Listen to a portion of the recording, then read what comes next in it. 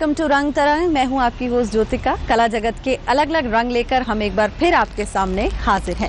भाई सबसे पहले आप सभी को नवरात्र की बहुत बहुत शुभकामनाएं। कामना करती हूं कि ये नववर्ष आप सभी के लिए मंगलमय हो। आज के इस एपिसोड में सबसे पहले हम आपको संगीत की विभिन्न शैलियों से रूबरू करवाएंगे। महान संगीतकार पंडित रविशंकर को हमारी ओर से होगी श्रद्धांजलि। मिलवाएंगे आपको एक ऐसे कलाकार से जो बना रहा है नए नए रिकॉर्ड, और साथ ही मशहूर कवि और लेखक वारिस शाह की लिखी हीर पर होगी हमारी एक खास पेशकश। तो फिर देर किस बात की, आइए शुरुआत करते हैं रंग तरंग की। चैत्र पक्ष के महीने में आते हैं नवरात्रे, जिनका सभी को बेसब्री से इंतजार होता है। इन दिनों मां दुर्गा को 9 रूपों में पूजा जाता है। देश भर में आस्था का माहौल है। आइए देखते हैं कि किस तरह से देश भर में नवरात्रे मनाए जा रहे हैं।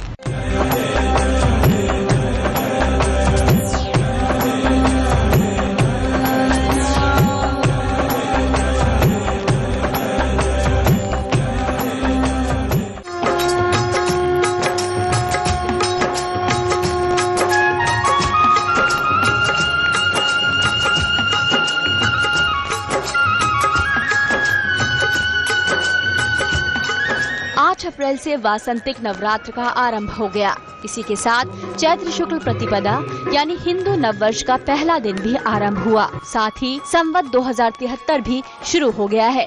वासंतिक नवरात्र के पहले दिन मुख निर्मालिका गौरी के दर्शन पूजन की मान्यता है। भगवती का यह स्वरूप शांति और उत्साह देने वाला है। इस बार वासंतिक नवरात्र 8 दिन का ही रहेगा। इस बार रविवार 10 अप्रैल को तृतीया और चतुर्थी दोनों मनाई जाएंगी, यानी इस दिन देवी के तीसरे स्वरूप मां चंद्रघंटा और चौथे स्वरूप मां कुष्मांडा की पूजा होगी। शुक्रवार 15 अप्रैल को राम नवमी मनाई जाएगी। राष्ट्रपति प्रणब मुखर्जी ने चैत्र शुक्ल प्रतिपदा, गुड़ी पड़वा, उगादी, चैती चांद, नवरेह, साजिबू चिरोबा और नववर्ष के विभिन्न स्वरूपों पर देशवासियों को बधाइयां दी हैं। ये पारंपरिक त्योहार बसंत और नए साल की शुरुआत का प्रतीक है। लोग एक दूसरे को उगादी, गुड़ी पड़वा, चैत्र शुक्ल प्रतिपदा और चैती चांद के पवित्र अवसर पर बधाइयां देते हैं। देश के अन्य राज्यों में भी मां दुर्गा की पूजा पूरी श्रद्धा और भक्ति के साथ की जाती है। उत्तर प्रदेश के मुरादाबाद, गोरखपुर, इलाहाबाद, कानपुर, वाराणसी और गोंडा में मंदिरों के बाहर श्रद्धालुओं की भारी भीड़ देखी जा सकती है।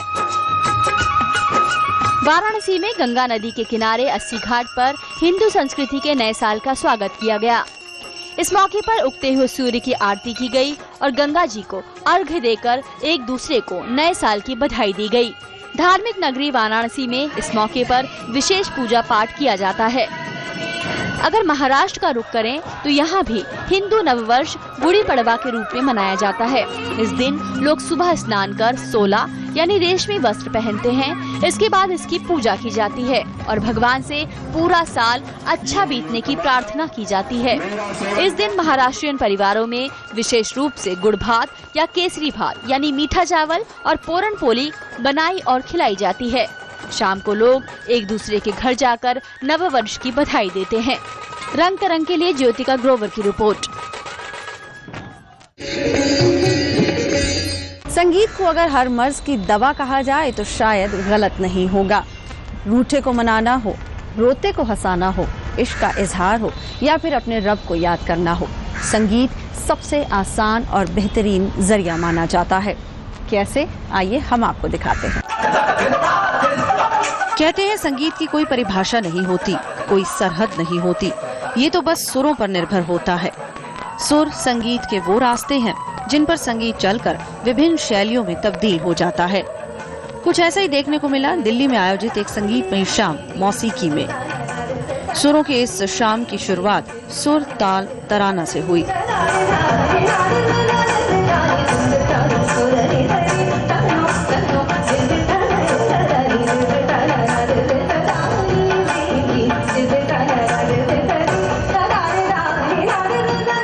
संगीत को एक छोटे बच्चे की तरह ही देखा जा सकता है। जैसे कि एक छोटे बच्चे का जब जन्म होता है वो एक पाक रूह होती है। उसे बढ़ने के लिए साफ हवा, दिल की धड़कन और भरपूर पोषण की जरूरत होती है। उसी तरह संगीत को आगे बढ़ाने के लिए 7 सुर, दिल की धड़कन रूपी ताल और बढ़ने के लिए तराने की जरूरत होती है।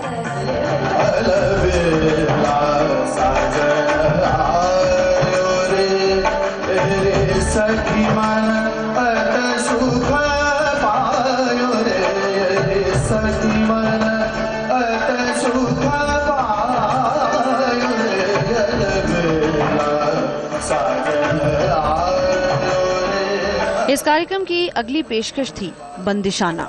जब एक नन्हा बच्चा अपने पंख पसारता है, दुनियादारी को समझता है और फिर उसका सामना होता है उसकी हदों से। उसी तरह संगीत की हदों को बंदिशों के रूप में जाना जाता है।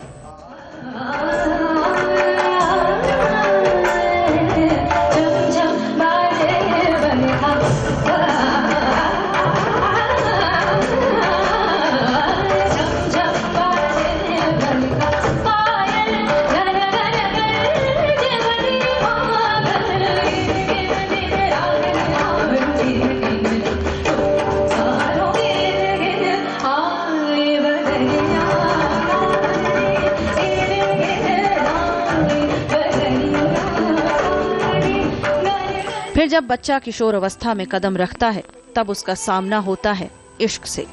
उसी तरह संगीत की एक शैली है गजल, गीत और ठुमरी, जिन्हें प्यार और मोहब्बत के साथ जोड़ा जाता है।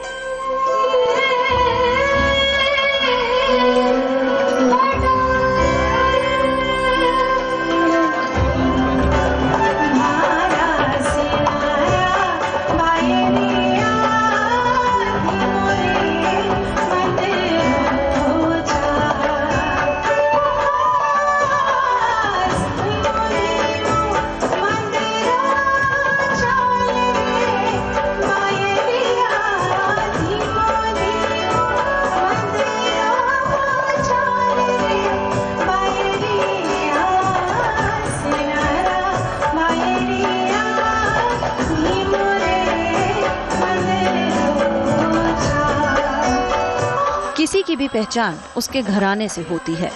उसी तरह संगीत का ताल्लुक भी किसी न किसी घराने से होता है। घराना जो कला की इस शैली को सदियों तक पीढ़ी दर पीढ़ी आगे बढ़ाते हैं।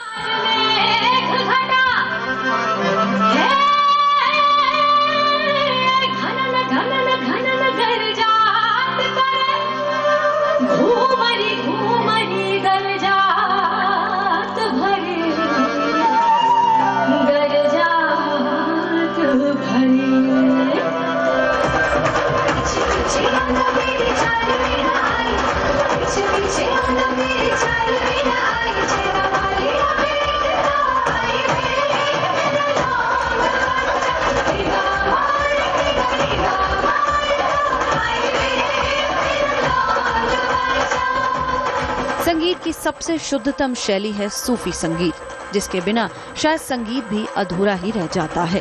ये वो शैली है जो संगीत के माहिरों के जरिए सीधे परमात्मा से रिश्ता जोड़ देती है। बहुत कम ऐसे कार्यक्रम होते हैं जो संगीत को इतनी खूबसूरती से पेश करें। इस तरह के कार्यक्रम जहां संगीत को नए आयाम देते हैं, वहीं आने वाली पीढ़ी को इसे समझने में मददगार भी होते हैं। ज्योतिका ग्रोवर, रंग तरंग।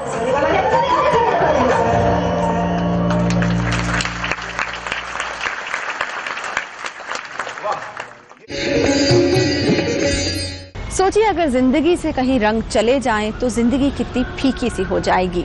ये रंग ही तो है जो जिंदगी को एक नई उमंग देते हैं, और फिर जब एक माहिर इन रंगों को कैनवस पर उतारता है तो ये रंग बोल उठते हैं। यूं तो हर रोज कई कला प्रदर्शनियों का आयोजन होता रहता है, मगर इनमें से कुछ ऐसी भी प्रदर्शनियां होती हैं जो हमेशा के लिए याद रहती हैं और आकर्षण का केंद्र रहती हैं। ऐसी ही एक प्रदर्शनी थी power and पथोस।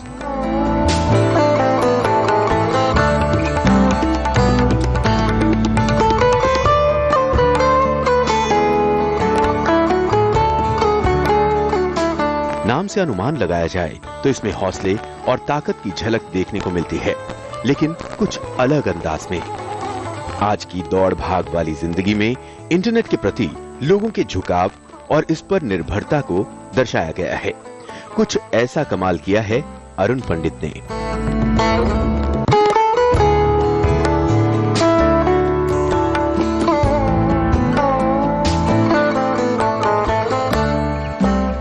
Modern pathology based है। गांव से आए शहरी जीवन जी रहे उस व्यक्ति की जो अपने फैमिली से, अपने परिवार से दूर रहता है। जो स्कल्पचर हमारे लगे हैं यहाँ पे, वो उसका जो स्ट्रॉन्ग पॉइंट है वो है इसमें आज हम इस्तेमाल कर रहे हैं इंटरनेट का। हम जब इंटरनेट इस्तेमाल करते हैं तो उसमें जब डाउनलोड करने का जो स्पीड होता है वो जब कम होता है और हम लोग जल्दी में होते हैं, तो हम जब माउस से स्क्रॉल करते हैं तो जो इमेज होता है वो खींच जाता है। तो उस एरर को 404 नाम से जानते हैं हम लोग। ये दरअसल कन्वेंशनल स्कल्पचर में अभी तक इसका प्रयोग हुआ नहीं और यही प्रयोग मेरे स्कल्पचर को बाकी स्कल्पचर से अलग करता है। वहीं एक दूसरी प्रदर्शनी में 5 कलाकारों ने एक साथ अपनी कला का मुजाहरा किया। सिक्स्थ सेंस के शीर्षक के साथ इस प्रदर्शनी में रंगों के जरिए जिंदगी की सच्चाई पेश करने की कोशिश की गई।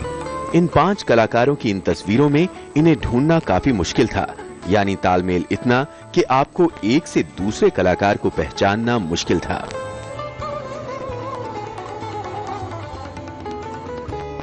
ज्योतिका ग्रोवर की report, DD news, Delhi. Pandit Ravishankar, sitar वादक और महान संगीतज्ञ।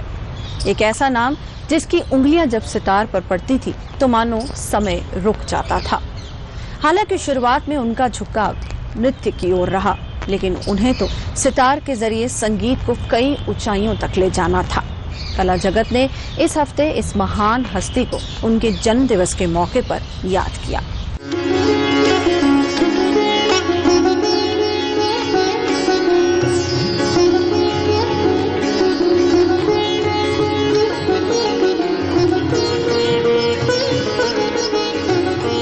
शास्त्रीय संगीत की दुनिया में सितारे की तरह चमकने वाले सितार वादक पंडित रविशंकर 7 अप्रैल 1920 को वाराणसी में पैदा हुए थे। रविशंकर ने भारतीय शास्त्रीय संगीत की शिक्षा उस्ताद अलाउद्दीन खान से प्राप्त की। अपने भाई उदय शंकर के नृत्य दल के साथ भारत और भारत से बाहर समय गुजारने वाले रविशंकर ने 1938 से 1944 तक सितार का अध्ययन किया और फिर स्वतंत्र तौर पर काम करने लगे। बाद में उनका विवाह भी उस्ताद अलाउद्दीन खां की बेटी अन्नपूर्णा से हुआ। इस दौरान उन्होंने सत्यजीत रे की फिल्मों में संगीत भी दिया।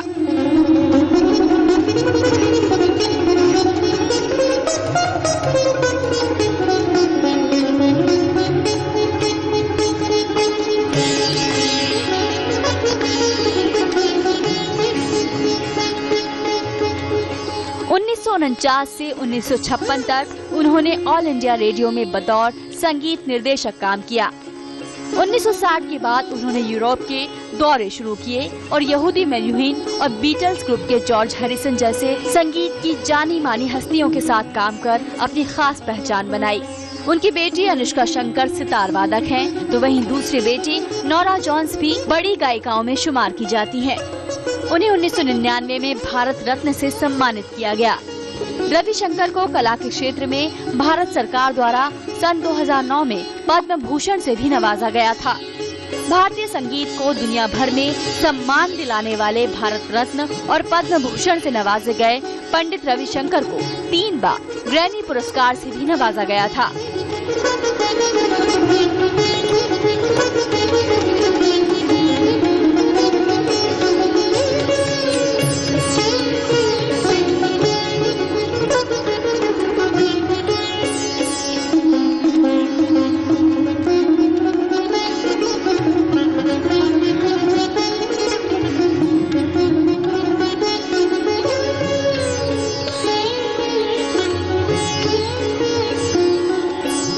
भारतीय और पाश्चात्य संगीत के संलयन में बड़ी भूमिका निभाई।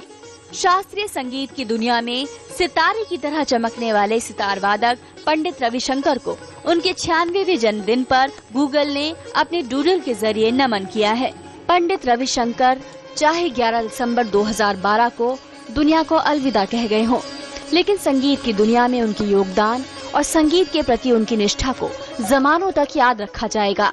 हमारी ओर से महान कलाकार पंडित रविशंकर को विनम्र श्रद्धांजलि।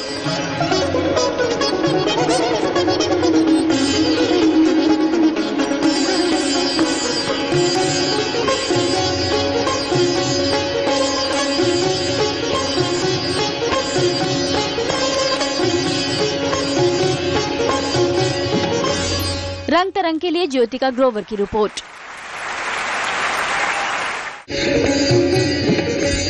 कहते हैं कोई भी कलाकार एक ही दिन में पैदा नहीं हो जाता। कड़ी मेहनत और सही प्रशिक्षण ही एक कलाकार को बनाता है। आइए आपको एक ऐसे ही कार्यक्रम में ले चलते हैं जहां पर युवाओं ने कला के हर नमूने का मुजाहिरा किया। ये नजारा है दिल्ली विश्वविद्यालय के कालिंदी कॉलेज द्वारा आयोजित फोक फिएस्टा 2016 फेस्टिवल के रंगारंग कार्यक्रम का। कॉलेज प्रांगण में चल रहे इस फेस्टिवल में भाग ले रहे ये कलाकार किसी कला या थिएटर के आर्टिस्ट नहीं हैं, बल्कि कालिंदी कॉलेज के पत्रकारिता विभाग के छात्र हैं, जो पढ़ाई के साथ साथ इस तरह के कार्यक्रम कर अपनी प्रतिभा का न केवल प्रदर्शन कर रहे हैं, बल्कि भविष्य की नींव को अभी से मजबूत भी कर रहे हैं। जो भी न्यू टैलेंट है वो उभर कर आए, सब लोगों के सामने आए। एंड इसमें काफ़ी सारे इवेंट्स हैं जो कि जिसमें बच्चे बढ़ चढ़कर भाग ले रहे हैं, लाइक आरजे हंट है, स्ट्रीट प्ले है एंड सो मैनी। कॉलेज द्वारा आयोजित इस युवा महोत्सव में कई तरह की प्रतियोगिताएं आयोजित की गयीं, जिनमें परंपरागत संस्कृति को बढ़ावा देने के साथ साथ नाटक, puppet show, photography, film making, film review, debate, street play, RJ Hunt, media quiz, live reporting और मोबाइल फिल्म मेकिंग जैसे कई इवेंट देखने को मिले। इसमें 45 प्लस एंट्रीज आई हैं और दिल्ली यूनिवर्सिटी से अलग अलग जगह से स्टूडेंट्स आए हैं पार्टिसिपेट करने के लिए। हमारे बच्चों ने और टीचर्स ने मिलके इस प्रोग्राम के लिए फोक कल्चर, जो कि हमारा फोक कल्चर है, उसके ऊपर हमने थीम रखी है, जिसमें कि जो हम अपने कार्यक्रम के द्वारा जो भी हमारा ये है स्ट्रीट प्ले है, ठीक है, पपेट्री है, इसके थ्रू हम ये सब मैसेज कन्वे कर रहे हैं। कॉलेज प्रशासन के अनुसार छात्र छात्राओं के अंदर छुपे कलाकार को अपने हुनर के जरिए बाहर लाना ही फोक फिएस्टा का मकसद है। जो भी कॉलेज में फेस्ट होता है, मकसद यही होता है कि आप पढ़ाई के साथ साथ को करिकुलर एक्टिविटीज़ में भी भाग लीजिए, जिससे कि आपको कॉन्फिडेंस लेवल आपका बढ़ता है। और इसमें डिफरेंट तरह की एक्टिविटीज़ होती हैं, चाहे क्विज़ ले लीजिए, चाहे आरजे हंट ले लीजिए, चाहे राइटिंग ले लीजिए, क्रिएटिविटी राइटिंग ले लीजिए, फोटोग्राफी ले लीजिए। इस तरह के दूसरे इवेंट्स चलते रहते हैं और बच्चे उसमें भाग लेते हैं। कालिंदी कॉलेज द्वारा आयोजित इस यूथ फेस्टिवल में दिल्ली विश्वविद्यालय के तकरीबन हर कॉलेज से प्रतिभागी छात्रों ने भाग लिया, जिनको मोटिवेट करने के लिए मशहूर पर्वतारोही संतोष यादव और फिल्मी कलाकार मनु ऋषि चड्ढा जैसी कई हस्तियों ने कॉलेज आकर छात्रों की हौसला अफजाई की। ओपी यादव की रिपोर्ट, डीडी न्यूज।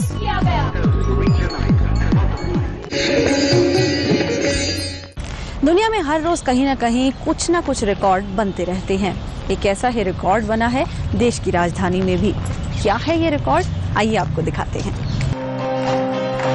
पियानो एक ऐसा वाद्य यंत्र है जिसकी धुन कानों को सुकून प्रदान तो करती ही है, तनाव की अवस्था में शांति प्रदान करने का भी काम करती है।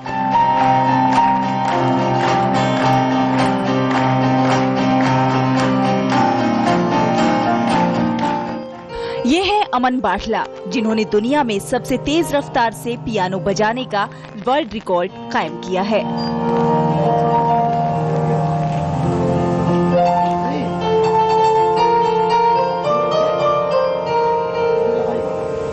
नई दिल्ली में ख्वाब शीर्षक से प्रस्तुत किए गए वर्ल्ड पियानो कॉन्सर्ट में अमन बाटला ने जब पियानो की धुन छेड़ी तो दर्शक मंत्रमुग्ध हो गए।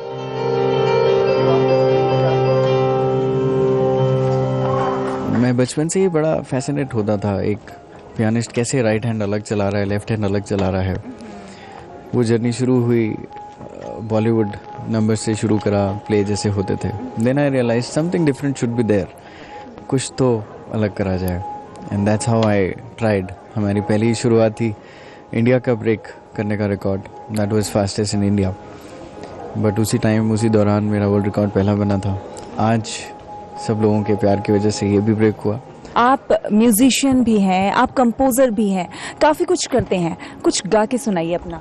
शिव जी का एक स्तोत्र है, तांडव स्तोत्र के नाम से। मैं इसकी 2 लाइनें ज़रूर शेयर करना चाहूँगा। स्टार्टिंग है इसकी है, जटाटवी गलज्जल प्रभाव पावित स्थले गले विलंब लंबिताम भुजंग तुंग मालिकाम। संगीत की धुनों से पूरी दुनिया में धूम मचा देने वाले अमन बाटला संगीत को ही अपनी दुनिया मानते हैं।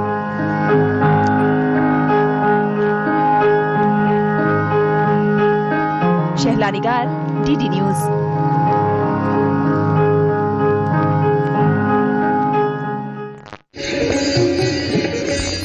वारिस शाह एक ऐसा कवि, एक ऐसा लेखक जिसने जिंदगी को शब्दों में उतार दिया, जिसने हीर के जरिए प्यार को पेश किया। उनके द्वारा लिखी हीर को 250 साल पूरे हो चुके हैं। उन्हीं की इस हीर को बहुत से लेखकों ने अपने शब्द दिए, बहुत से गायकों ने अपनी आवाज दी और सिनेमा में भी बहुत सी फिल्में हीर पर बनाई गई। लेकिन ये हीर है क्या? आइए कोशिश करते हैं इस हीर को समझने की।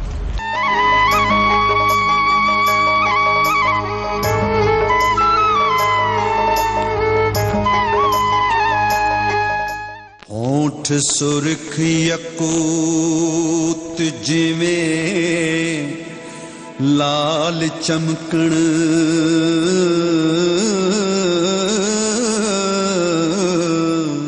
वारिस शाह की हीर दुनिया में सबसे प्रसिद्ध प्रेम कहानी मानी जाती है। दुनिया भर में प्रसिद्ध पंजाबी कवि वारिस शाह ने हीर लिखकर साहित्य जगत में मोहब्बत को एक नई पहचान दी। कली के हंस मोती।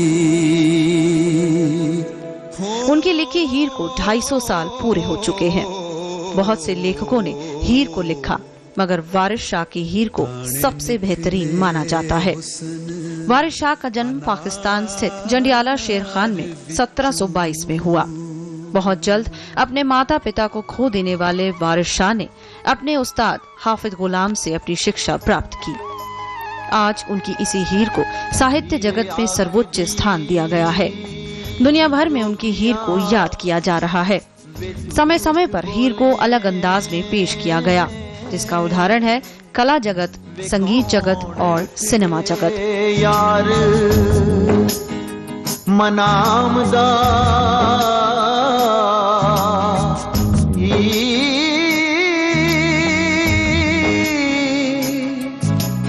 ऐसा कोई ना मिलिया वे मैं ढूंढ थकी। हाँ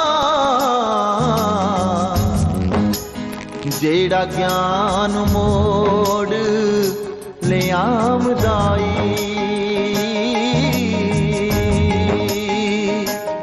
प्रसिद्ध पंजाबी गायक गुरदास मान ने वारिस शाह की जिंदगी पर बनी एक फिल्म में काम किया और उनकी हीर को अपनी आवाज भी दी। फिर कई युवा गायकों ने भी हीर रांझे की इस प्रेम कहानी को पेश किया। जानकारों का मानना है कि वारिस शाह की इस अनमोल ग्रंथ को अनंत काल तक याद रखा जाएगा। जब कभी मोहब्बत का जिक्र होगा, वारिस शाह का जिक्र होगा, उनकी हीर का जिक्र होगा।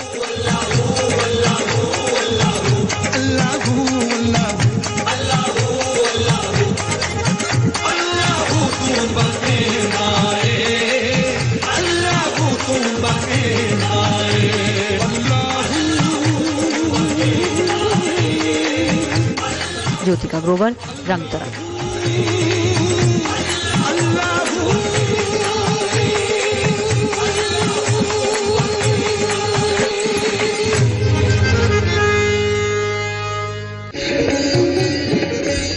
वक्त तो चला आपसे विदा लेने का, लेकिन जा रहे हैं फिर इस वादे के साथ कि अगले हफ्ते फिर मुलाकात होगी। उम्मीद करती हूँ आपको हमारा ये शो पसंद आया होगा। अरे हाँ, अगर आप अपने विचार हमारे साथ बांटना चाहते हैं तो आप हमें लिख सकते हैं। हमारा ईमेल आईडी आप सभी जानते हैं, rangtarang@gmail.com। आपके मेल्स हमें लगातार मिल रहे हैं और ये सिलसिला टूटना नहीं चाहिए।